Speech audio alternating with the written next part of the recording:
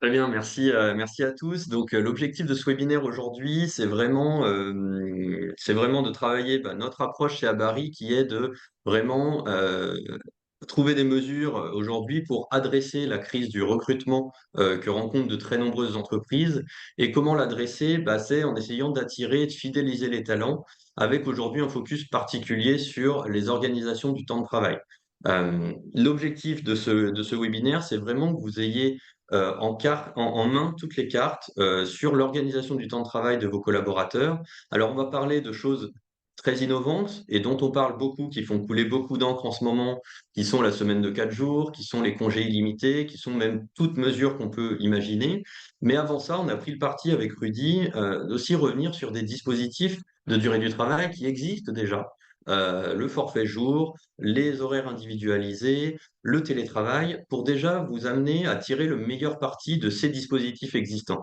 Avant de se jeter à corps perdu dans l'innovation, essayons déjà de tirer le meilleur parti des dispositifs existants qui offrent déjà certaines marges de manœuvre, qui peuvent répondre à des enjeux de l'entreprise aujourd'hui et donc de ses collaborateurs par définition. Et donc, voilà, vraiment ces deux aspects. Donc, on va commencer par des mesures que vous connaissez déjà certainement a priori, mais sur lesquelles on peut tirer l'innovation, on peut encadrer mieux, on peut faire des choses avant d'aller dans un deuxième temps sur la vraie innovation. Et c'est vrai que ce webinaire, on l'a construit avec Guillaume face un peu en réaction à ce qu'on a pu voir en publicité, en communication LinkedIn sur aujourd'hui le fait que la semaine de 4 jours, c'est un peu la seule voie pour pouvoir recruter, pour pouvoir fidéliser les talents. Et si on n'a pas la semaine de 4 jours, on est un peu has-been, ou en tout cas une société un petit peu arriérée. Donc l'idée, c'était de dire que cette innovation-là est très importante, on va en parler bien évidemment, mais que derrière ça, il y a des dispositifs et les entreprises ont déjà mis en place des choses très innovantes avec des dispositifs existants du droit du travail. Ça fait des années qu'on est avocat avec Guillaume en droit du travail. Nos clients n'ont pas attendu la semaine de 4 jours, la révolution de semaine de 4 jours pour essayer de fidéliser les talents par la durée du travail. Moi, j'ai travaillé notamment pour une entreprise qui avait mis en place un horaire collectif à 31h30, ce qui était déjà une exception très notable alors qu'on passait à 35 heures déjà. Donc, voilà, on peut être innovant en réutilisant quelque part des vieilles recettes, en les mettant au goût du jour, sans forcément ne parler que de la semaine de 4 jours. Donc, le webinaire, il est vraiment en deux temps, comme le disait Guillaume. Un premier temps pour vous dire, voici ce qui existe déjà dans le droit du travail, qu'on sait utiliser concrètement, et qu'est-ce qu'on peut en faire de mieux. Et un deuxième temps, plus prospectif, sur qu'est-ce qu'on peut envisager et qu'est-ce qu'on pourrait aller au-delà de simplement la semaine de 4 jours. Quelques statistiques aussi qui sont assez intéressantes, c'est trois statistiques assez rapides. 70% des candidats disent qu'ils sont prêts à changer d'emploi pour une meilleure conciliation travail-vie personnelle. Une deuxième statistique, 90% des employeurs estiment que la flexibilité est essentielle pour attirer et retenir les talents. Donc 90%, c'est 9 employeurs sur 10. Et enfin, 80% des employeurs prévoient d'adopter, donc c'était en 2022, donc 2023, c'est cette année, des travails hybrides, c'est-à-dire télétravail et travail en présentiel. Donc c'est vraiment ces données-là qui sont assez significatives, qui nous permettent d'envisager concrètement des innovations parce que les collaborateurs et les entreprises attendent ces éléments-là. Donc, on a construit le webinaire en 4 marches, 4 steps, pour aller progressivement vers de l'innovation pure. Le premier step, c'est d'abord donc tirer le meilleur parti des dispositifs qui existent déjà en droit du travail français. Le deuxième niveau, c'est encadrer le recours au télétravail et innover le télétravail. Le troisième niveau, ça sera expérimenter la semaine de 4 jours. Et le quatrième niveau, ça sera, pourquoi pas, introduire les congés illimités. Donc, pour ce qui s'agit, s'agissant des forfaits jours, le forfait jour, déjà, bon, je pense que tout le monde ici connaît le concept des forfaits jours. Le forfait jour permet une organisation du travail sans référence horaire. On va juste avoir un nombre de jours à travailler dans l'année. Alors, pourquoi on en parle aujourd'hui? Parce que ce forfait jour, finalement, il est parfois un peu décrié. La Cour de cassation lui tape dessus régulièrement, en termes de suivi de la charge de travail et de préservation de la santé et de la sécurité des collaborateurs, mais il est finalement un vecteur de souplesse, d'autonomie pour le collaborateur qui va pouvoir organiser son activité, organiser son agenda pro et perso, finalement un peu comme il le souhaite, en travaillant certains jours, en ne travaillant pas d'autres jours, en pouvant organiser son activité sur des demi-journées où il va travailler, des demi-journées où il va pouvoir se consacrer à son activité, à ses activités personnelles s'il le souhaite, et même dans la journée, disposer d'une certaine flexibilité, puisque par définition, il ne va pas avoir à badger, il ne va pas avoir de décompte du temps de travail. Pour l'entreprise, gage aussi de grande flexibilité, le forfait jour, puisqu'on va s'affranchir de tout décompte du temps de travail et donc s'affranchir de la contrainte des heures supplémentaires et des coûts évidemment associés. Donc le forfait jour, il peut permettre d'avoir une flexibilité sur les périodes, avec des moments où on va beaucoup solliciter nos collaborateurs, les faire travailler en mode projet pendant un temps donné où ils vont clairement devoir un peu cravacher, mais à d'autres moments, ils vont pouvoir utiliser cette flexibilité, prendre un peu plus de liberté, poser des jours de repos. Alors, comme ils le souhaitent, on va voir, on peut l'encadrer, hein, comment sont posés les jours de repos, ce qui sont à l'initiative du collaborateur, à l'initiative de l'entreprise, un mix des deux. Euh, et voilà, le forfait jour peut être un gage de flexibilité. Alors, qui est concerné sur le forfait jour? Bon, là, c'est un passage un petit peu juridique qu'on a mis dans le support, mais ce qu'il faut retenir, c'est que certes, c'est les cadres qui disposent d'une autonomie, mais que le forfait jour peut aussi, d'après la loi, être ouvert aux non-cadres. Donc, tout salarié, même non-cadre, qui dispose d'une autonomie dans son temps de travail, qui n'obéit pas aux horaires collectifs de son équipe, de son département, peut relever du forfait jour. Et ça, ce sont les seules dispositions finalement d'ordre public que vous avez sur le forfait jour, sur les personnes qui vont être éligibles à ce forfait. Euh, Comment on va mettre en place le forfait jour? Je vais revenir sur qui est éligible ou pas. Le forfait jour, il doit nécessairement s'appuyer sur un accord collectif. Cet accord collectif, ça peut certes être votre CCN, la convention collective de branche, mais ça peut aussi être un accord au niveau de votre entreprise. Ce qui est intéressant dans l'accord au niveau de l'entreprise, c'est qu'il permet d'offrir encore plus de souplesse, puisqu'il permet de déroger à la convention collective de branche. Si on prend l'exemple de la convention collective Syntec, elle prévoit le forfait jour. Elle s'est fait retoquer par la Cour de cassation, mais depuis, il y a des nouveaux avenants qui ont été faits à la convention collective Syntec pour mettre en conformité le forfait jour. Mais la convention collective Syntec prévoit des conditions d'éligibilité au forfait jour qui sont très contraignantes, puisqu'il faut être un cadre de position 3.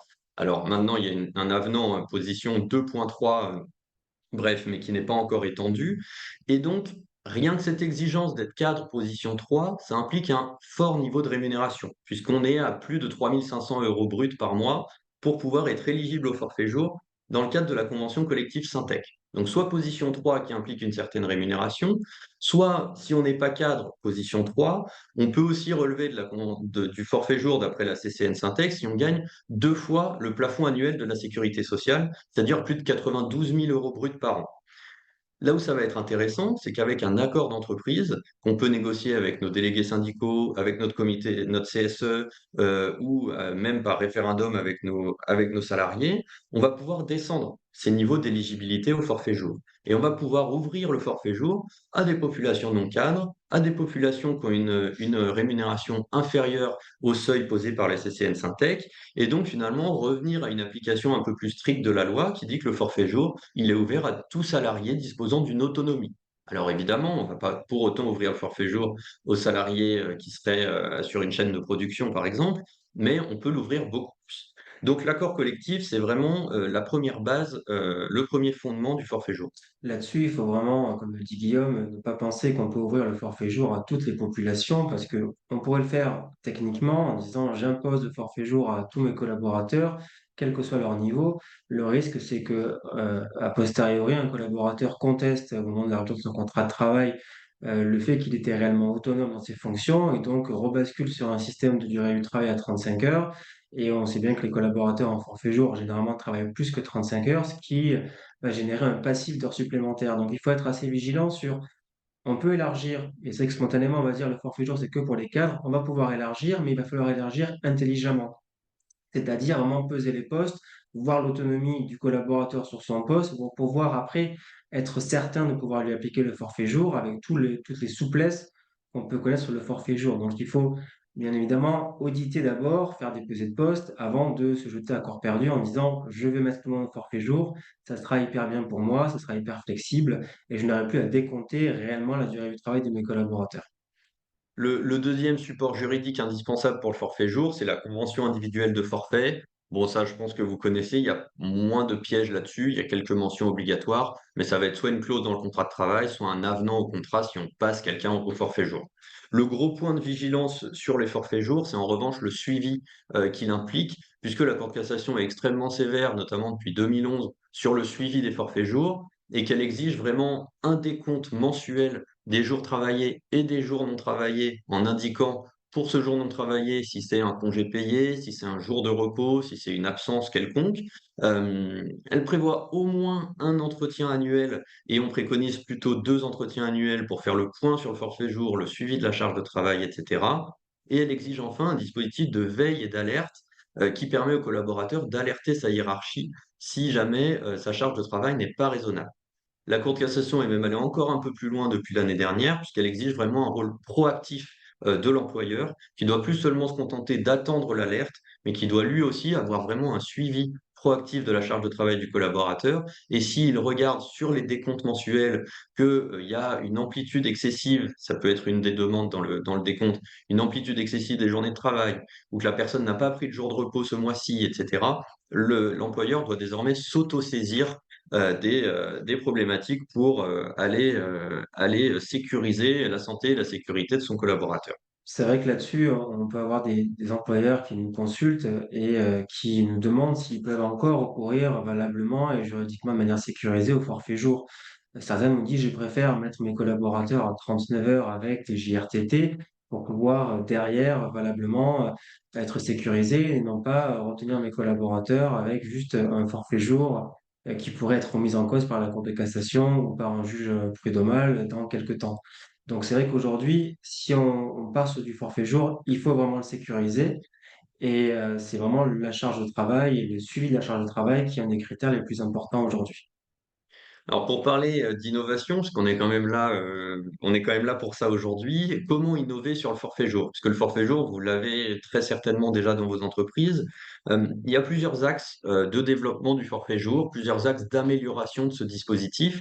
Comme je l'ai dit, le premier point, c'est déjà d'élargir l'éligibilité au forfait jour. Je ne vais pas y revenir. Il y a aussi d'autres possibilités qui vont être, par exemple, de diminuer le nombre de jours annuels prévus au forfait. On peut essayer de calquer un peu une semaine de 4 jours en venant diminuer le nombre de jours qui est prévu au forfait annuel.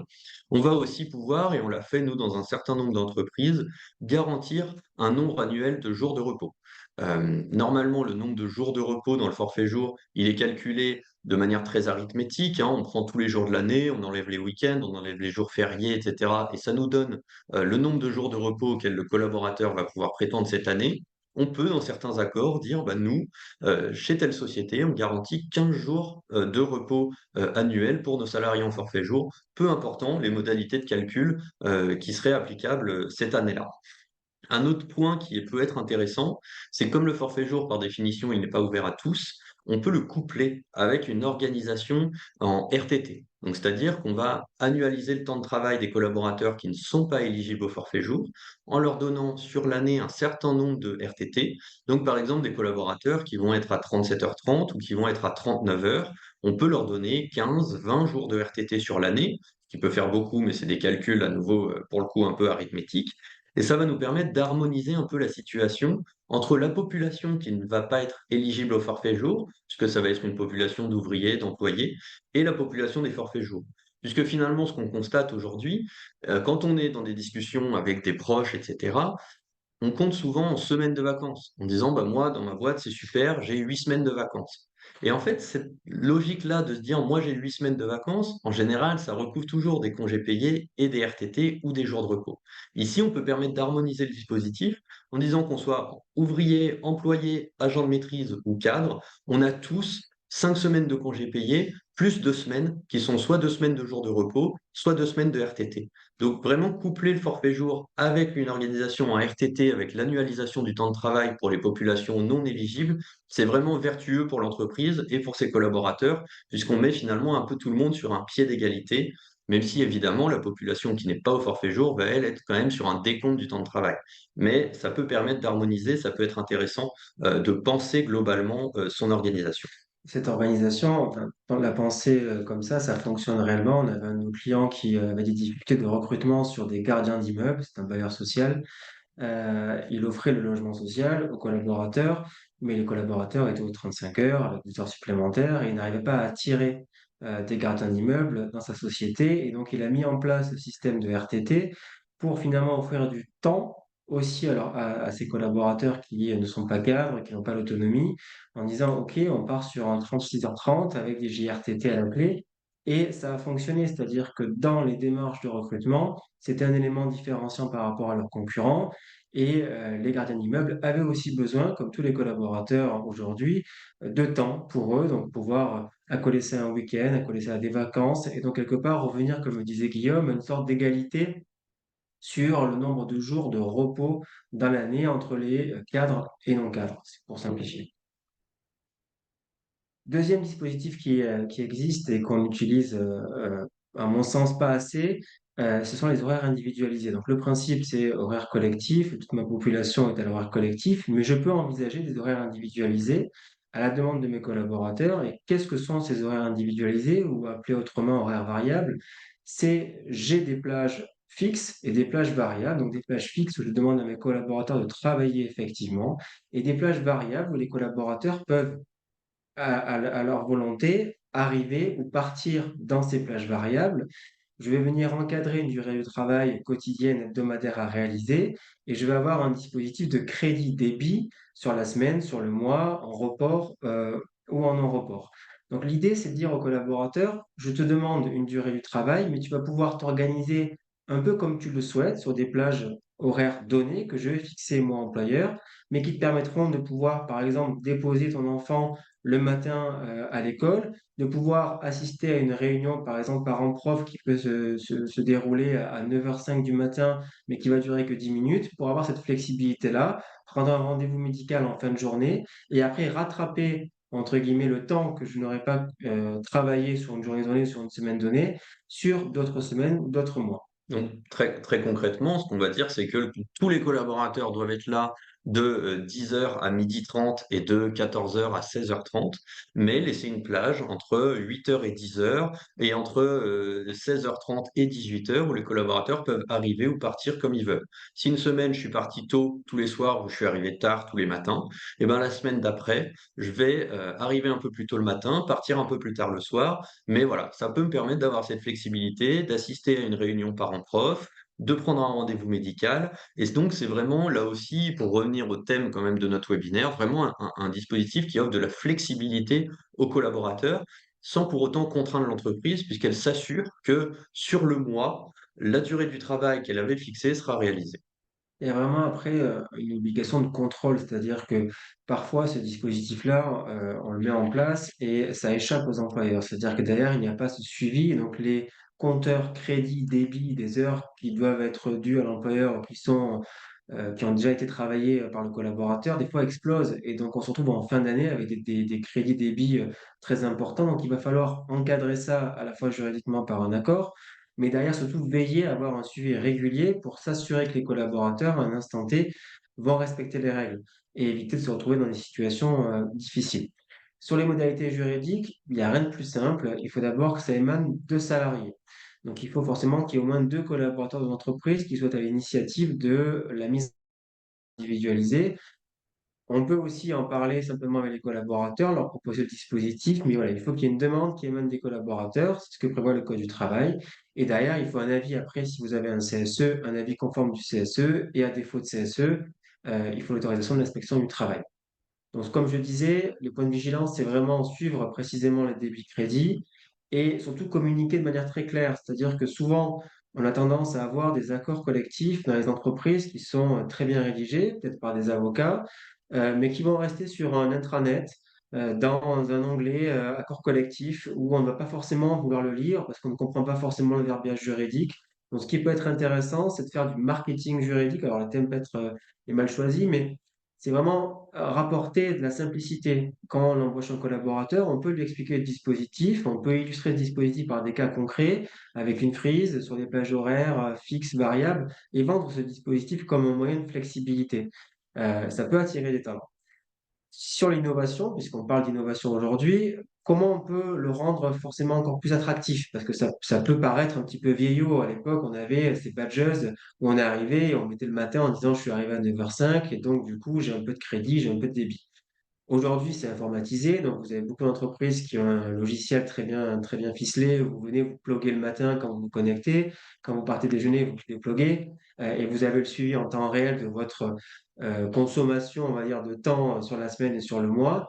On peut aller plus loin parce qu'on peut prévoir des plages variables ou fixes, plus ou moins attractives pour les collaborateurs. Pareil, les facultés de report, de crédit débit, la faculté de pouvoir poser des demi-journées pour pouvoir rattraper le temps qu'on a travaillé en trop. Donc, on peut tout imaginer pour que ce soit le plus flexible pour les collaborateurs. On peut aussi, ça va complexifier un peu le dispositif, mais c'est intéressant, le coupler avec un dispositif de JRTT, c'est-à-dire qu'au-delà d'avoir mon crédit débit en heures, je vais pouvoir aussi avoir une durée du travail plus importante que la durée légale, par exemple à 36h30, avec des JRTT, donc on pourrait dire 10 JRTT pour 36h30, et donc, j'aurai en plus 10 GRTT que je pourrais poser dans l'année en demi-journée, en journée, en flexibilité, à la main de l'employeur, à la main du collaborateur, en plus des horaires variables, ce qui me permet d'avoir du temps pour faire des choses et à la fois une faculté de pouvoir voilà, prendre un rendez-vous médical le matin, partir un peu plus tôt le soir parce que j'ai une contrainte personnelle ou parce que je vais au cours de sport. Donc, vous avez, avec ce dispositif couplé avec un dispositif de JRTT, presque un combo gagnant qui permet pour les populations dont les horaires sont plutôt assez réguliers d'avoir cette flexibilité qui pourrait manquer. On peut également le coupler avec du télétravail, puisqu'aujourd'hui, on va pouvoir voilà, se plugger, badger, débadger directement à distance depuis son ordinateur. Pour ce qui est du deuxième step pardon, de ce webinaire, on voulait revenir un peu sur le télétravail. Alors le télétravail, ça peut paraître bateau, je pense que toutes les personnes ici présentes en font, et c'est quelque chose qui a été vraiment développé. Là où on veut un peu revenir aujourd'hui, c'est sur le fait que le télétravail, finalement, il a été souvent dans les entreprises mis en place de manière un peu anarchique au moment du Covid. Et finalement, on veut revenir vers vous sur la façon d'encadrer ce télétravail, de le sécuriser et surtout de un peu l'objectiver. Puisqu'aujourd'hui, on a des entreprises qui ont mis en place le télétravail très rapidement, sans penser leur organisation et sans penser leurs critères d'éligibilité à ce télétravail. Donc le télétravail, bon, en deux mots, on sait très bien aujourd'hui ce qu'il offre à chacun en termes de flexibilité hein, pour le collaborateur. Voilà, il va limiter ses temps de déplacement, il peut profiter plus aisément de ses pauses parce qu'il est chez lui, il peut faire ce qu'il souhaite. Pour l'entreprise, c'est aussi un vecteur d'attractivité. Alors là, pour le coup, autant sur la semaine de 4 jours, c'est loin d'être indispensable pour tous, autant le télétravail, ça devient vraiment un critère essentiel et une entreprise aura aujourd'hui beaucoup de mal à recruter si elle n'a pas mis en place le télétravail. Un autre enjeu qu'on n'a pas forcément écrit ici, c'est les enjeux environnementaux. Beaucoup d'entreprises aujourd'hui nous sollicitent pour mettre en place leur charte RSE sur les aspects de droit social. Et typiquement, le télétravail va être un aspect qu'on peut mettre en avant dans une charte RSE, qu'on peut mettre en avant vis-à-vis de nos réductions d'impact environnemental de l'entreprise, puisque le télétravail, par définition, permet de réduire les déplacements, permet de réduire l'occupation des locaux et donc la consommation associée. Donc c'est vraiment aussi un vecteur qu'il ne faut pas négliger pour réduire l'impact environnemental de l'entreprise. Alors qui est concerné par le télétravail? Bon, c'est l'ensemble des salariés. Mais là où on veut insister aujourd'hui, c'est sur l'importance de fixer des critères clairs d'éligibilité au télétravail. Comme je vous l'ai dit, beaucoup d'entreprises n'ont pas fait ce travail-là, mais c'est très important aujourd'hui d'avoir un accord collectif, d'avoir une charte, même si ce n'est pas obligatoire pour le télétravail, ça permet vraiment de cadrer les conditions d'éligibilité. Pourquoi? Parce qu'aujourd'hui, on a beaucoup d'entreprises, on a de plus en plus de contentieux sur le sujet, enfin de contentieux plutôt de pré-contentieux et de plaintes de collaborateurs sur des problèmes d'égalité en disant bah, on a accepté le télétravail pour quelqu'un qui vient d'être embauché au même poste que moi qui suis là depuis 5 ans et dans l'entreprise, il n'y a aucun critère qui démontre pourquoi vous avez accepté le télétravail ou le full remote pour cette personne-là et pas pour cette autre. Donc il faut vraiment s'astreindre aujourd'hui à retravailler ces accords collectifs, ces chartes télétravail pour fixer des critères d'éligibilité des collaborateurs en fonction de la nature de leur mission, en fonction de leur degré d'autonomie, de leur ancienneté. C'est vraiment quelque chose auquel il faut s'astreindre. Un petit point d'actualité sur les accords collectifs ou les chartes sur le télétravail. Il faut également aujourd'hui prévoir depuis juillet 2023 les modalités selon lesquelles les salariés aidants d'un enfant ou d'un aîné vont pouvoir bénéficier du télétravail. Donc c'est pareil, c'est une nécessité de mise à jour de vos chartes et accords collectifs. Il y avait déjà eu il y a quelques années l'obligation de prévoir des modalités spécifiques pour les travailleurs handicapés dans les accords collectifs et les chartes télétravail. Et pareil, d'accès du télétravail pour les femmes enceintes qui doit être aussi facilité. Donc voilà, pensez vraiment à prendre ces outils, ces chartes, ces accords collectifs pour les mettre à jour et encadrer le télétravail, non seulement pour vous directement, mais aussi pour vos managers, pour qui auront donc une grille de lecture pour savoir s'ils doivent accorder ou non le télétravail à telle ou telle personne. Alors, un certain nombre de points de vigilance quand même sur le télétravail, au-delà de cette éligibilité, c'est qu'il est très important d'encadrer les lieux possibles de télétravail. Donc l'encadrer, on peut innover sur ce moyen d'encadrer le télétravail. On a de plus en plus d'entreprises et notamment des startups qui développent le work from anywhere. Donc vraiment, on peut travailler où on veut, quand on veut, même à l'étranger. Ça nécessite quand même une attention particulière, notamment sur le télétravail à l'étranger. On a eu des dossiers avec Rudy, 2 collaborateurs qui partent, par exemple, s'installer en Israël en télétravail à 100. Ça pose énormément de questions en termes d'assurance et en termes de sécurité sociale, puisque un collaborateur qui va télétravailler, 100 à l'étranger, aujourd'hui ne rentre pas d'après l'URSSAF dans le cadre du détachement. Et donc, il va falloir, il va pas pouvoir bénéficier du système du détachement qui permet de relever que d'un seul système de sécurité sociale, et donc, potentiellement, on va avoir le cumul entre la sécurité sociale française et israélienne, pour reprendre mon exemple. Donc voilà, ça nécessite quand même un certain nombre de réflexions. Ça va engendrer des coûts pour l'employeur. Donc pensez vraiment cette organisation en télétravail et les points auxquels on ouvre le télétravail. Il faut également prévoir dans nos chartes, dans nos accords, les modalités de réversibilité du télétravail. Et un autre point très important, c'est d'anticiper le coût du télétravail. Comme vous le savez certainement, le télétravail, il engendre plusieurs types de coûts. Tout d'abord, une prise en charge des frais qui sont liés au télétravail. Là-dessus, on a un barème URSSAF qui est très clair, hein, 2,60 € par jour de télétravail. On doit donner ça, on peut donner ça comme allocation forfaitaire à nos collaborateurs. On peut aussi, si on le souhaite, mais pour le coup, c'est pas une obligation, donner une allocation pour du matériel, donc un siège ergonomique, un écran. Ça, c'est plutôt vertueux et donc ça ne peut qu'être encouragé dans les accords collectifs. Et il y a un autre point d'attention, parce que de plus en plus d'entreprises rognent sur leurs locaux et se mettent en full remote, mettent tous leurs collaborateurs en full remote. Ce qu'il faut savoir, c'est que si le collaborateur n'a pas de bureau à sa disposition dans l'entreprise, on est obligé de lui verser une indemnisation d'occupation du domicile. Et donc, ça aussi, c'est un point qu'on encourage à encadrer dans les accords, puisque sinon, ça va jouer derrière au contentieux avec un salarié qui va dire, moi, je n'avais pas de bureau disponible dans l'entreprise, donc je demande l'indemnisation de cette occupation de ma sphère privée par ma sphère professionnelle. Et là, on peut tomber sur des montants qui vont être extrêmement variables. On a même un salarié qui a obtenu 5 000 € d'indemnisation sur ce point-là. Donc, je recommande de le traiter dans la charte ou dans l'accord. Pour innover sur le télétravail, on a plusieurs possibilités. Une grande flexibilité d'abord dans les jours de télétravail, avec pourquoi pas carrément un télétravail illimité où le collaborateur va prendre autant de jours qu'il le souhaite. On peut aussi, et c'est un peu plus rare dans les entreprises, pourtant c'est pas du tout compliqué à faire, organiser le télétravail sur une période supérieure à la semaine. En général, on dit que les collaborateurs ont le droit à 1 ou 2 jours de télétravail dans la semaine.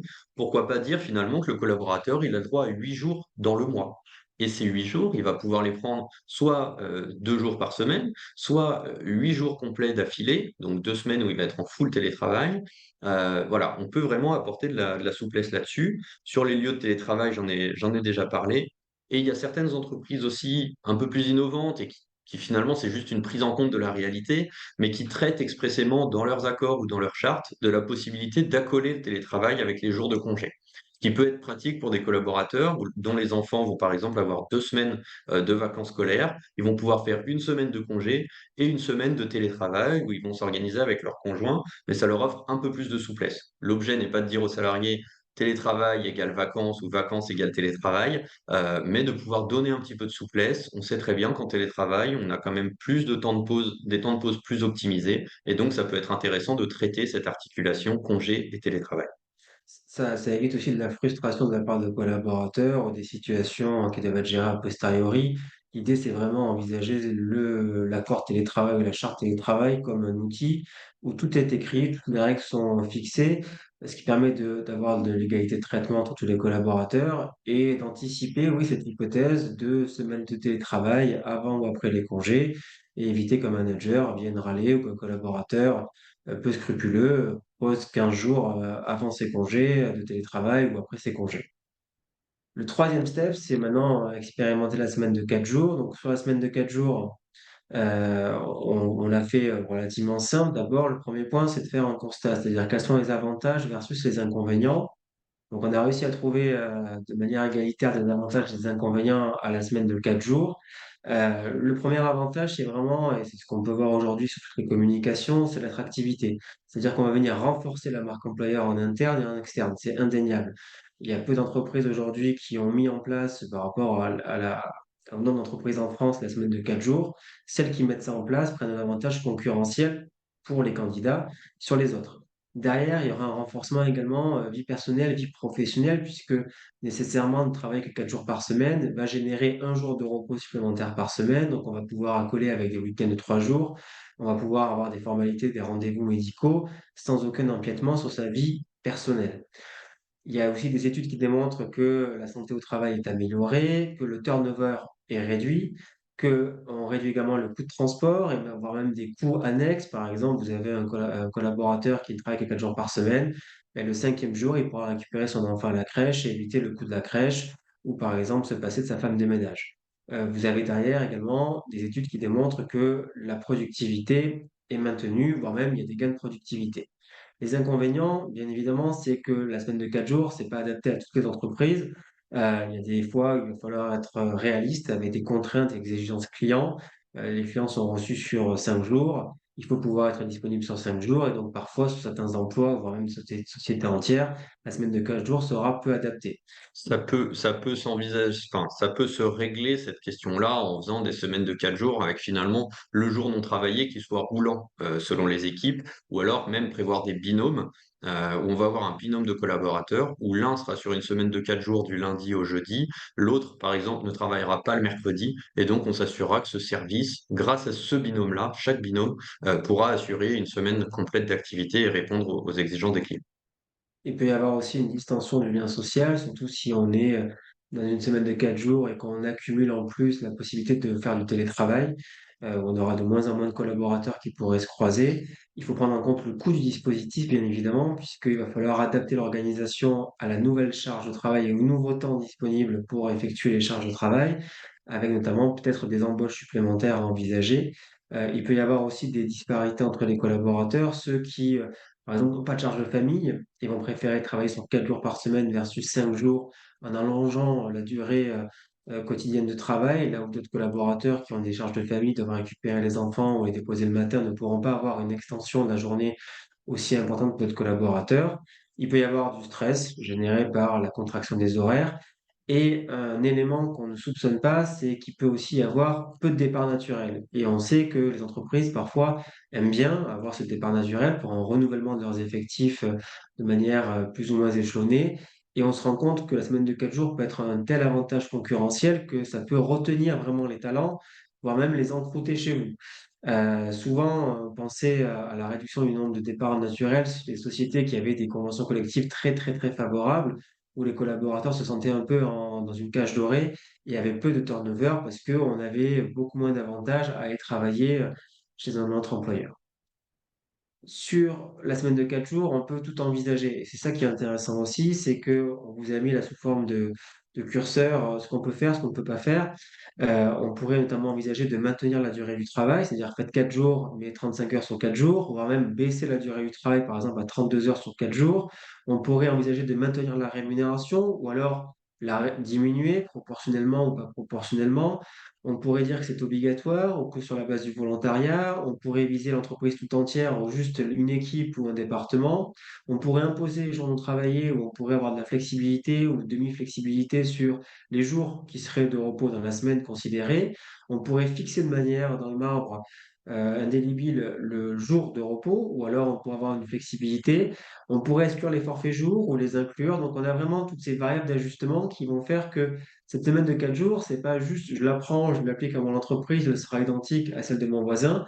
C'est que je vais pouvoir la penser pour être la plus attractive possible et surtout pour être la plus cohérente avec mon organisation et mes métiers en propre. Oui, ça, c'est vraiment un point essentiel. C'est qu'on parle de la semaine de 4 jours, mais en fait, il y a autant de semaines de 4 jours que d'entreprises.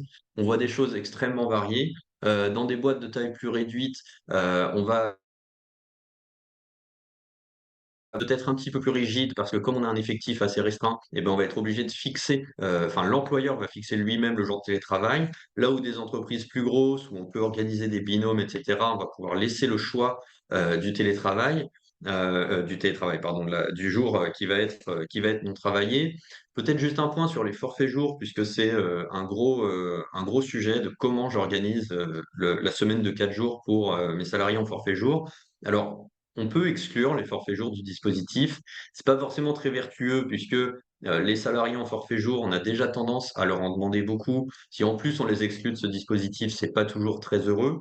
En revanche, on peut envisager, et c'est ce qu'a fait notamment le groupe LDLC, qui est leader, je pense, sur la semaine de 4 jours, ils ont donné des jours de repos supplémentaires à leurs salariés en forfait jour, mais pas n'importe quel jour de repos. Ça va être un jour de repos par semaine qu'ils sont obligés de poser sur le jour non travaillé dans l'entreprise et qui sont des jours qui sont pas finalement acquis. C'est des jours qu'on va pas pouvoir reporter, qu'on va pas pouvoir mettre sur son CET, etc. C'est vraiment un jour de repos par semaine. L'avantage, c'est qu'on reste sur une durée théorique, une durée de référence de 218 jours par an, et donc on n'a pas à modifier son accord forfait jour, on n'a pas à modifier les conventions individuelles de forfait jour, donc à refaire signer des avenants à tout le monde. Donc cette idée de donner des jours supplémentaires de repos en les imposant strictement un par semaine, ça paraît une bonne solution pour encadrer la semaine de 4 jours.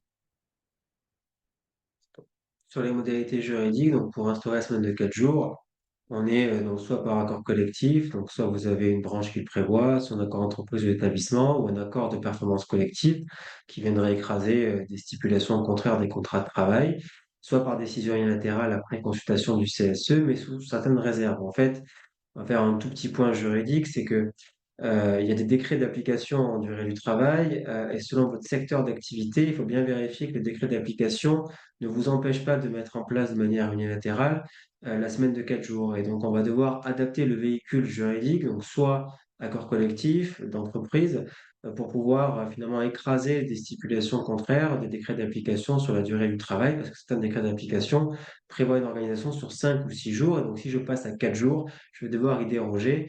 Et donc là-dessus, on pourra vous accompagner, bien évidemment, pour savoir si on peut le mettre de manière unilatérale, avec avis ou non du CSE, conforme ou non conforme, ou s'il nous faut absolument un accord collectif pour pouvoir y déroger. Ok. Sur un autre point juridique très important, c'est bien se conformer aux durées maximales de travail quotidiennes et hebdomadaires, bien évidemment. La semaine de 4 jours, c'est pas imposer aux collaborateurs de travailler 13 heures ou 14 heures par jour, ni d'exploser tous les contingents limitatifs de travail quotidien et hebdomadaire. Donc effectivement, juste un mot sur les décrets. C'est vrai que c'est des décrets dont on parle pas très souvent, puisque c'est des décrets qui peuvent dater de 1936. Donc c'est des choses qui sont extrêmement anciennes, qui ont été prises un peu au moment des premières réformes sur le temps de travail. Et donc on est un peu invité à s'y repencher sur ces décrets-là dans le cadre de la semaine de 4 jours. Un autre point de vigilance sur la semaine de 4 jours, c'est qu'évidemment, si on vient réduire la rémunération en corrélation, ce qui n'est pas forcément d'ailleurs ce qu'on recommande, ou si on vient réduire la durée du travail pour passer par exemple de 39 ou 35 à 32 heures sur la semaine, on va nécessairement avoir besoin de modifier le contrat de travail et donc de faire un avenant au contrat de travail du collaborateur. Un autre cas où on peut avoir besoin d'un avenant au contrat de travail, même sans modifier la durée du travail, c'est si le collaborateur estime que ça entraîne un bouleversement dans son organisation, un bouleversement à l'égard de sa vie personnelle et familiale, et un collaborateur qui vient nous dire, bah, moi, sur 4 jours, je ne peux pas m'organiser. Et donc, je refuse cette organisation en semaine de 4 jours. Dans ce cas-là, on peut envisager des modalités spécifiques pour ce collaborateur ou pour une population donnée, en disant que peut-être pour ceci, on va faire 4,5 jours par semaine et non pas s'en tenir à 4 jours. Un autre point essentiel sur la semaine de 4 jours, c'est vraiment d'anticiper les aspects de santé et de sécurité des collaborateurs.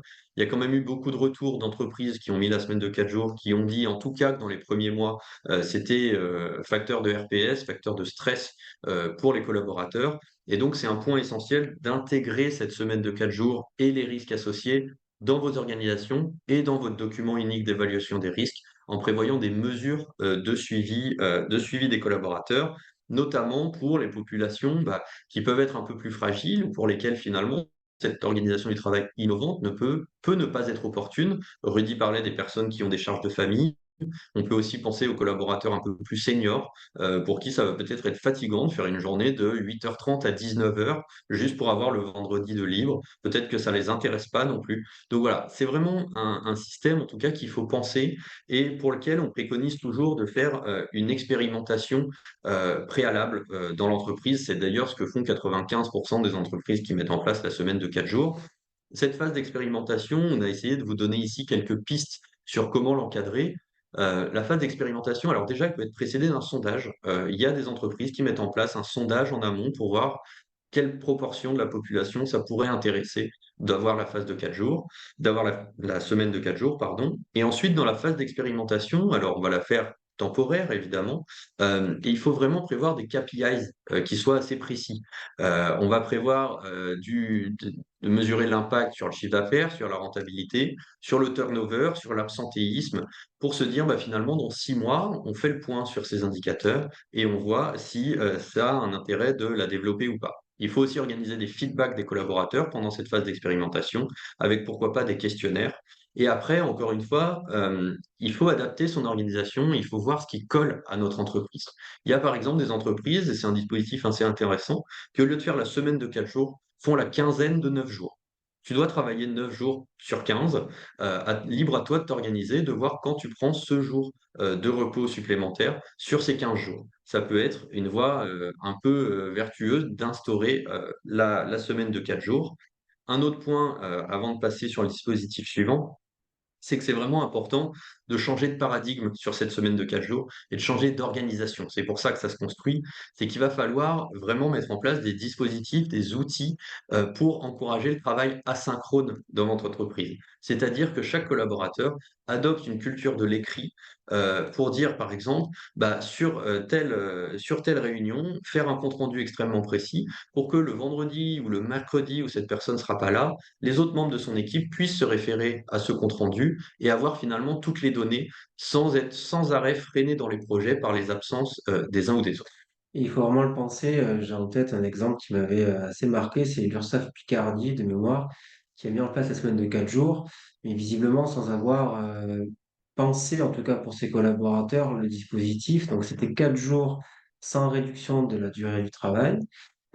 Et sur 200 collaborateurs, 3 se sont inscrits là-dessus. Pour moi, c'est assez révélateur du fait que ça n'avait pas été adapté à leur entreprise et que voilà, la semaine de 4 jours, comme le disait Guillaume, il faut qu'elle soit précisément adaptée à votre entreprise pour qu'elle soit couronnée de succès. Je pense qu'il n'y a rien de pire que de passer du temps à une réflexion pour au final se retrouver avec 3 collaborateurs qui se répartent pour la semaine de 4 jours. Le dernier point, c'est introduire les congés illimités. Alors, il y a un petit point très rapide, parce que les congés illimités, c'est je pose autant de congés que je veux et je les pose quand je veux. Ce dispositif, il vient des États-Unis, il vient de la Silicon Valley. Pourquoi? Parce qu'aux États-Unis, on n'a pas 5 semaines de congés payés par an, on n'a pas de congés conventionnels supplémentaires, on n'a pas de JRTT, on n'a pas de jour de repos quand on est en forfait jour. Et donc, c'était un moyen d'attirer des talents en disant, tu peux prendre plus que 2 semaines et demie de congés par an. Et on voyait même que les études démontrent que les collaborateurs se restreignaient quelque part, ils ne prenaient qu'une semaine supplémentaire au lieu des 15 jours dont ils pouvaient bénéficier. Donc ce dispositif en droit français, il paraît peu adapté. Déjà, parce que on est obligé d'avoir nos congés légaux à respecter, donc bien veiller à ce qu'ils utilisent. Et est-ce que finalement, on va venir, est-ce que c'est un moyen d'avoir des collaborateurs hyper motivés que de fournir des congés illimités à 100%? Mais c'est un dispositif qui existe, qui peut être mis en place. Il y en a peu qui le mettent en place aujourd'hui. L'idée, c'est surtout que ça vise des entreprises avec des cadres qui seraient en mode projet, c'est-à-dire que ils travaillent en mode projet, ils travaillent sur un projet donné, et donc quelque part, peu importe le temps qu'ils vont y passer, l'objectif c'est d'arriver à atteindre ce projet-là, l'aboutir pour l'implémenter. Donc il y a vraiment une autonomie nécessaire des collaborateurs. On imagine mal une société ou de la grande distribution avec des caissiers qui vont pouvoir poser des congés illimités. Ça n'aura pas de sens puisque leur job nécessite qu'il y ait une présence physique dans l'entreprise pour pouvoir servir des clients. Pour ce qui est des avantages et des inconvénients, alors évidemment, le gros avantage, ça va être la marque employeur et même le coup de com qu'on va pouvoir faire en mettant en place les congés illimités. Un autre point qui est non négligeable, c'est le sentiment de responsabilisation des salariés. Ça va vraiment être une entreprise où on va afficher clairement qu'on fait confiance à nos collaborateurs pour bien exécuter leur mission et pour les faire dans les délais impartis en toute liberté. Évidemment, là aussi, amélioration de la santé et de la qualité de vie au travail de ses collaborateurs et une réduction du turnover, dont on l'a vu tout à l'heure pour la semaine de 4 jours, ça peut aussi avoir un effet pervers, à savoir que les collaborateurs vont rester du fait de ces avantages et qu'on n'aura plus de départ naturel. Les inconvénients et les gros points de vigilance sur les congés illimités, c'est que finalement, la grande majorité des entreprises qui les ont expérimentés ont vu un effet pervers, à savoir que les collaborateurs finalement ne posaient plus assez de congés. Alors pourquoi? Bah parce qu'il y a un sentiment finalement de culpabilité un petit peu, de se dire: «Bah, finalement, moi j'abandonne un peu ce projet, je pose autant de congés que je veux. Comme je les pose quand je veux, finalement, j'ai tendance à toujours un peu les repousser» et donc c'est surprenant, c'est paradoxal, mais énormément d'entreprises ont constaté que les collaborateurs ne prenaient pas assez de congés. Il y a un gros enjeu là-dessus aussi qui est tu peux passer, qui est aussi la question de l'exemplarité. C'est dans les points de vigilance qu'on a mentionnés ici, c'est que finalement les entreprises où ça n'a pas bien marché, c'est qu'elles n'avaient pas suffisamment sensibilisé les dirigeants, les managers à cette organisation et finalement, c'est des organisations où les managers, les dirigeants, ils disaient: «Bon, bah, les congés illimités, c'est très bien pour ceux qui veulent rien faire. Moi, en tout cas, je les prends pas personnellement» et du coup, on se retrouvait avec des collaborateurs qui eux-mêmes étaient culpabilisés, ne les prenaient pas. Donc ça doit vraiment venir d'en haut comme organisation, ça doit vraiment être poussé pour que les collaborateurs s'en saisissent. Un point un Bah, il y avait juste un point, c'était vraiment ce qu'il faut renforcer, c'est la culture de l'écrit, puisque, quand vous êtes en congé illimité, il faut pouvoir anticiper les absences de chacun et donc, au-delà des réunions, il faut vraiment renforcer l'écrit pour que, même si un collaborateur est absent, je puisse, communiquer avec lui, donner des informations ou récupérer des informations qui ont déjà été écrites pour pouvoir effectuer, mon travail correctement. D'un point de vue juridique, parce qu'on arrive déjà malheureusement à la fin de ce webinaire, mais c'est les congés illimités, c'est très important si vous les envisagez, que ce soit des congés illimités ou des congés flexibles ou des congés supplémentaires, de les encadrer dans le cadre d'un accord collectif où on va prévoir les modalités dont vont être prises ces congés. Rudy en a dit un mot tout à l'heure, c'est vraiment très très important d'organiser la prise de ces congés pour que on soit d'abord sur une prise des congés légaux, puis des jours de repos ou RTT, et en dernier lieu de ces congés supplémentaires. Pourquoi? Pour s'assurer que, de notre côté employeur, on, remplit nos obligations légales avec nos collaborateurs qui vont prendre leurs 25 jours de congé annuels par an, puisque c'est une obligation légale. C'est une obligation en plus qui nous est sans arrêt rappelée, martelée par le droit européen ces derniers temps et donc c'est vraiment important d'organiser ça. Donc c'est congés légaux, jours de repos et les congés illimités en plus si on veut, mais seulement après s'être assuré que ces jours-là, sont pris. Et on avait enfin un step 5, c'est-à-dire qu'aujourd'hui, voilà, on pense, ces organisations-là, les entreprises, les imaginent, mais on peut aller encore plus loin. On peut tout imaginer, tout coupler. La seule limite pour nous, c'est le droit du travail français. Il va falloir s'y conformer, bien évidemment. On vous a mis ici, quelques réflexions, quelques points de réflexion qu'on aurait aimé partager avec vous, sur la mise en place de congés supplémentaires, par exemple. C'est-à-dire qu'on peut aussi offrir de la flexibilité avec des congés très spécifiques, ouverts pour des situations très spécifiques. On peut innover sur les congés parentalité, avec la durée, la rémunération, la situation du coparent, voire les PMA et les FIV. On peut transformer aussi le travail de manière beaucoup plus asynchrone, donc c'est-à-dire renforcer la culture de l'écrit, voire sans référence horaire. Alors ça nous fait très peur avec Guillaume parce qu'on est des juristes en droit du travail, mais les entreprises peuvent l'envisager. On aimerait bien voir comment l'implémenter juridiquement et le sécuriser juridiquement, voire même supprimer toute référence horaire. Ça, pareil, on ne sait pas faire, sauf pour les cadres dirigeants.